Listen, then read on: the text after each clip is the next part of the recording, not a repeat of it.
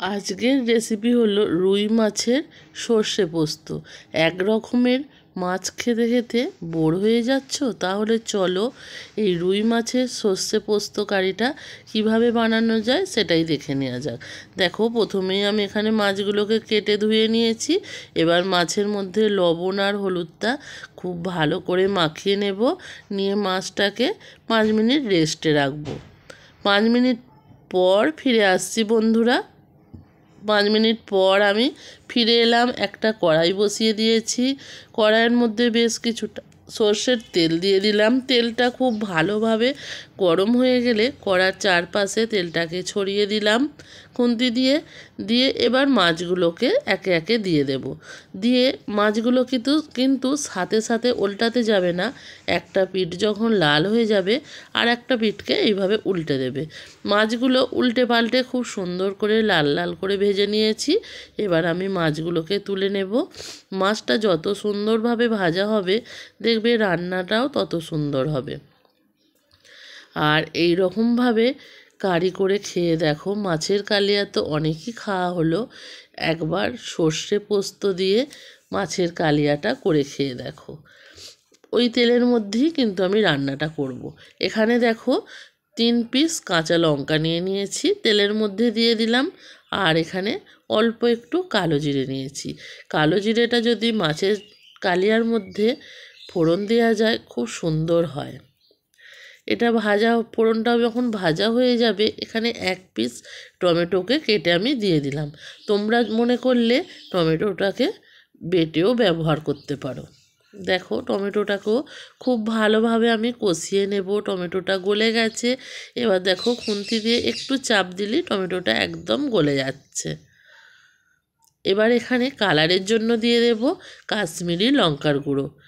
এটা শুধুমাত্র কালারের জন্য দিলাম। আর এখানে এবার দিয়ে দেব হলুদ গুঁড়ো। হলুদ গুঁড়োটা একটু বেশি হলো, তাই একটু সরিয়ে নিলাম। 1/2 চামচ হলুদ গুঁড়ো দিলাম। আর এখানে পোস্ত, সর্ষে আর কাঁচা লঙ্কা আমি বেটে রেখেছিলাম, এটাকে দিয়ে দেব। দিয়ে ভালোভাবে মশলার সাথে কষিয়ে নেব।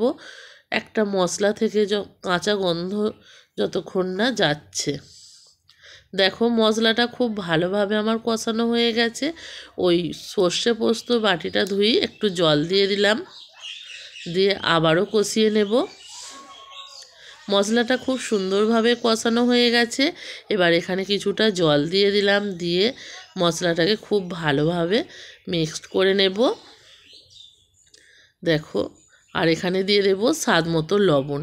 মাছটায় যেহেতু লবণ মাখিয়েছিলাম, সেটা মাথায় রেখেই লবণটা দিতে হবে। গ্রেভিটা খুব সুন্দরভাবে ফুটে গেছে। এবার ভেজে রাখা মাছগুলো একে একে সব গ্রেভির মধ্যে দিয়ে দেব।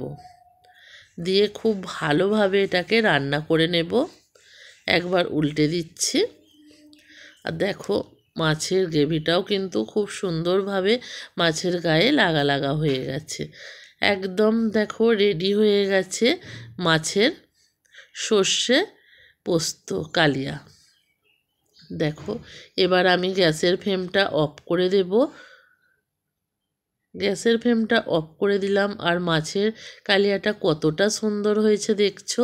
গরম ভাতের সাথে এটা খুবই সুন্দর যাবে। আর আজকের রেসিপিটা যদি তোমাদের ভালো লাগে অবশ্যই লাইক, কমেন্ট, শেয়ার করবে। কারণ তোমাদের এক একটা লাইক, কমেন্ট আমাদেরকে নতুনভাবে উৎসাহিত করে ভিডিও বানানোর জন্য। আর তোমরা যদি আমার পরিবারের নতুন কোনো সদস্য হয়ে থাকো, আমার চ্যানেলটাকে একটু সাবস্ক্রাইব করে দাও বন্ধুরা। কারণ তোমাদের সাহায্য ছাড়া আমরা কিন্তু কখনোই এগিয়ে যেতে পারবো না। তার জন্যই তোমাদেরকে বারবার রিকোয়েস্ট করছি যে আমাদের চ্যানেলটাকে সাবস্ক্রাইব করে দাও। আজকের মতো ভিডিওটা আমি এখানেই শেষ করলাম। আবারও দেখা হবে পরের দিন নতুন কোনো এক ভিডিওর সাথে।